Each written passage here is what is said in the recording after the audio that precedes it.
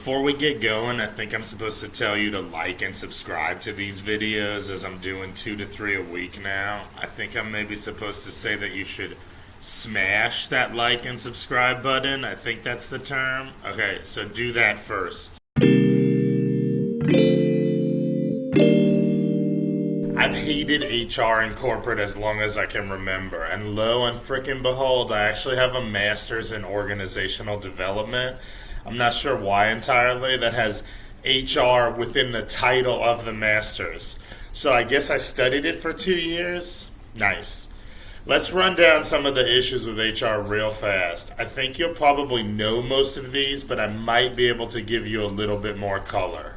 Alright, first off, here's the obvious one to most people. HR does not work for you or have your best interests at heart. HR protects the company, and more importantly, it protects executives. You will often get some flashy pamphlet at most places telling you about how HR is your advocate and how you can go to them for anything, but you cannot. And oftentimes, if you go to HR and talk about a person that ships or sells or makes a lot of money, you yourself will get in trouble. Number 2, within that, executives do not care about HR. Look at this screenshot I'm putting up. Look at the eye roll contained within here, and look at the end of this interview.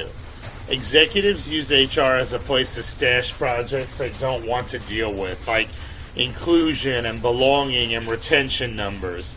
It's a myth that executives even care about retention oftentimes. They just assume that some peon somewhere will be desperate and take their below-market offer.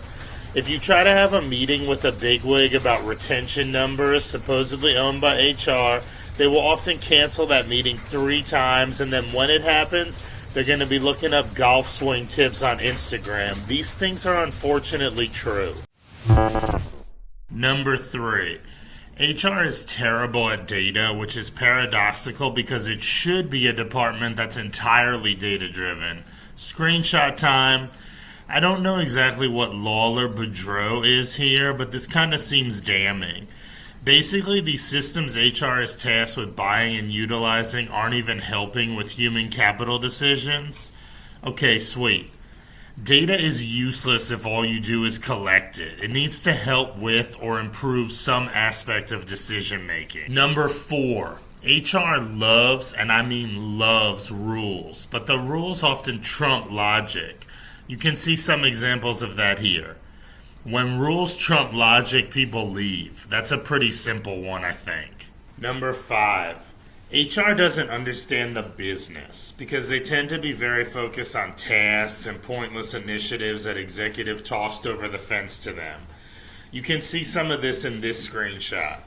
They're not trusted by senior management to do anything except tiddlywink, pointless work.